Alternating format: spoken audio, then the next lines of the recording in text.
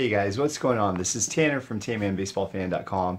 I actually started up doing a podcast, and I wrote an article recently about time in baseball that is just really near and dear to my heart. It's the 19th century, and it's the time before there were actually baseball cards. In fact, that was kind of the name of the article that I wrote last. It's called "Before There Were Baseball Cards." I talked about it as well in my podcast. You can go to the link to that by going to my website, TanmanBaseballFan.com. And at the very top, it's going to be in red, and it's going to say podcast, so check it out. What I'm going to do is I'm going to show you some things that people used to collect back before there were baseball cards. They're actually called woodcuts. And so if you haven't heard of those, what a woodcut is basically what people do is they would draw a picture, like for instance a Civil War scene, like an artist, like a news publication would hire an artist to go out to a battlefield, and they would tell them to draw what they see. Whenever the artist is done, they would bring it back into the place that they do their newspapers or whatever, I guess, and they would hire these people that would actually engrave those pictures into wood blocks. Now, the wood blocks would then be applied, have ink applied to the very top of it, and they'd stamp it down as many times as they want to have as many pictures of these in the newspapers. Newspapers, other publications, that sort of thing. They just didn't have the technology to be able to do the actual pictures, which is kind of a really cool way to do things because they got really intricate. But the best example I can think of is if you think of a rubber stamp, for instance. The part that's raised might be a design or a writing or something. So you press that down on the ink, and then you press it on paper, and then there's the image, right? Well, it's kind of what woodcuts are. So let me show you kind of what I have in my little collection. It's a blast. I enjoy these things, and I hope you do too. All right, so here's some of them that I've collected recently, and I want to try to get in close so you can kind of see the wood grain on there. You see this? It's so neat. They did it so good. And this, by the way, is from 1882. And so you can take a look at the names at the bottom. And many of these people, like you see Harry Wright, that is a huge name in baseball. Charles Old Hoss Radbourn, George Wright, that's Harry Wright's brother, J.M. Ward, that's John Montgomery Ward. And so you could actually, these are so detailed and so beautiful, you could actually tell who they are. At some point down the road, they actually figured a way to develop the pictures or the photographs right on the wood, and so they got to be significantly better as far as quality goes. So it's a great piece. And the cool thing is a lot of these players have really great stories behind them as well. Here's Buck Ewing. He was one of the greatest baseball players in the 19th century. And his battery mate, Sir Timothy Keefe. And again, I am just in love with just how the wood grain looks and everything, and it's just such a neat piece. And so don't be mistaken, these aren't just like newspaper clippings. These are really works of art. They can be considered similar to Picasso lithographs, their original, that are in that hang in museums today, because these were created using handmade tools or by hand. And so it's really cool. And so you can see all kinds of other things in here as well, like other pictures, but I'm not sure even who this is. The late John Wentworth. So back to baseball. Probably don't know who that is by face, but that is Charles Comiskey. This is before he was the owner. This is actually in I think it's 1882 as well, but anyways, and then a teammate of his, Latham, and I looked up a lot about these guys, and it's so fun reading up on the history of these people. So we'll go to this one. This is one of my favorites here. This, I believe, is 1883. Al Spalding, which he's one of the big wigs in all of baseball. He actually tried to make it a thing to where every position would have a different uniform. So that's why it looks like they're part of a clown deal here. So you might recognize some of these guys, like the guy right in the middle here. That is Cap Anson. That's Mike King Kelly. I think Fred Pfeffer and some other guys here. Let's see, there's George Gore, Piano Legs Gore, Thomas Oyster Burns. So there's a lot of big names, and just again, I'm in love with just the pattern of it. And so there's another cool picture of some ship being caught on fire, which is big news back then apparently. I'll go over just a few others here. This is a neat one. This is in 1874. And there's two people I want to call out. First of all, this guy here, McBride, he actually fought in the Civil War. How crazy is that, right? That's nuts to me. Next one. Not sure if you recognize this guy, but before Adrian's nickname was Cap, his nickname was Baby. This is Baby Anson. Adrian Anson, back in 1874. Sans the handlebar mustache and everything. So to kind of give you an idea of how cool these things are framed, they're beautiful. They look like they should be in a museum. Take a look at this. This is of the 1874 Boston Champions. And this is one of my favorites because for a number of reasons. First of all, you see George and Harry Wright as well as Al Spalding in this. I'll show you the names here. And so you'll hardly ever see any cards or anything made of these guys.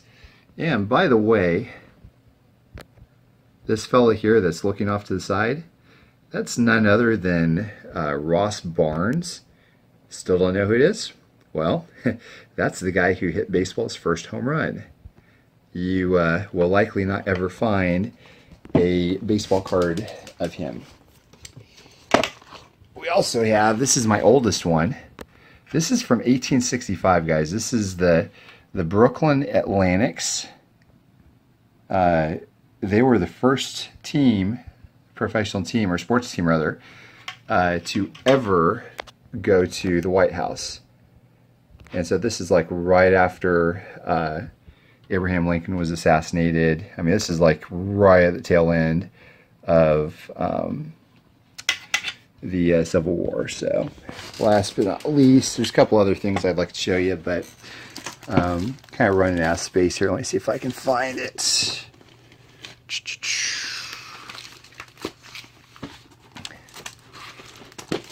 And go ahead and turn this off for a second. Okay, I was running out of space on my camera, so I had to delete some things. I've got tons of pictures of Beckett on my phone. So anyways, let me show you kind of what this is here. This is probably the most significant piece probably to you that you would see. This is the reason why all of the baseball players this year have the 150th anniversary patch on their sleeve. This is the 1869 Cincinnati Red Stockings.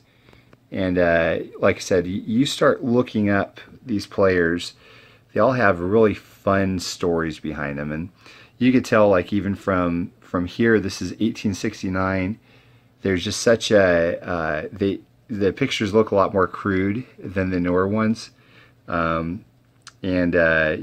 I would suspect that it's probably because they actually drew them on the wood before they engraved them, as opposed to like this one here 15, 20 years later of like Buck Ewing as an example. It looks so much more clear and crisp and detailed. And I've got several others as well. Like this is kind of fun one, by the way. This is another Buck Ewing. baseball players never got full covers. This is in 1889. It's kind of fun to display these with the cards also, because Buck Ewing has a few cards. I've got an old Judge card of his. Some of the best players of the time. And yeah, I mean, I've got a number of these guys. This is one that's fun that I enjoy, because in the middle it's got Cap Anson, and then let's see, I believe King Kelly is can't picture where he is. Maybe this is right after he left. But anyways, the fun thing is to the left, that guy right there, that's Billy Sunday, and I have an old Judge card of his, and he was one of America's first, major mega evangelists. So I've got that personal kind of connection feeling to him. So I love that. But anyway, so there's a lot more. It's kind of fun. That guy, he looks like he's checking out the the girl. I don't know. It's kind of fun. This is something from, I guess, opening day, Polo Grounds during the league championship. Okay, so game between the New York and Detroit clubs. So I've researched, and I know some of the amazing players are on both teams, and it's kind of fun to know that. And by the way, this is a fun piece. This is what they thought baseball was going to be in the future, on horses. See, baseball of the future, so kind of cool. I will show also, what I want to show. I want to show my best piece, which is actually like the holy grail of woodcuts, but let me go ahead and prepare that to get out, and then I'll come on camera again here for you. Alright guys, here it is. This is the November 4th, 1865 Leslie's Illustrated, and this is the holy grail of woodcuts, and kind of can't believe I was able to get this, but I want to go and very carefully flip to the page so I can tell you a fun story about baseball's first ever superstar. I mean, and by the way, how cool to be able to read what was going on back in the 1860s. So here it is. Kind of get goosebumps just looking at this. Let me tell y'all what you're looking at right here. This is something from 1865. I believe it's you have like the Brooklyn Atlantics, Atlantic and Eckford clubs of Brooklyn. The reason why this is significant is a couple of reasons. Number one, this guy right here. This is Jim Creighton, and this is 3 years after he passed away. He was such a big deal after, in 1865, the last year of the Civil War, that they decided to make a woodcut of him. He was baseball's very first superstar. And back then, up until 1884, in baseball, they were only allowed to throw the ball underhand. Well, he was able to figure out how to snap his wrist a certain way, and he was virtually unhittable. As the story goes, what happened was one day during a game, he ended up hitting a home run, but he contorted his body so much, he ruptured something internally and died the next day. How crazy is that? So that's really nuts. And then again, all these guys own the Knickerbocker team, I guess, or no, Knickerbockers, Gotham, Eagles. So I guess they're talking about the different teams there. My main concern was this, and this as well. And for those of you who don't know who this is, a lot of people don't. His name is Henry Chadwick, and he's considered the father of baseball. As you can see, he doesn't have anybody, it doesn't have anything mentioning his name. So it was long speculated only that it was him. And because I was fortunate to actually have the entire issue of this, I turned the paper over and it actually talks about how it's Henry Chadwick. So it's really cool, and I just want to kind of scan over this so that way y'all can see the, just this piece of baseball history. It's the holy grail because Jim Creighton doesn't have really much at all out there as far as collectibles go. This is kind of the big daddy. This is the main thing. And such a neat piece. And this is definitely going to be framed at some point. And I've been looking for this for months and months and months. I finally found one. It was for sale at an auction house. So there's Jim Creighton.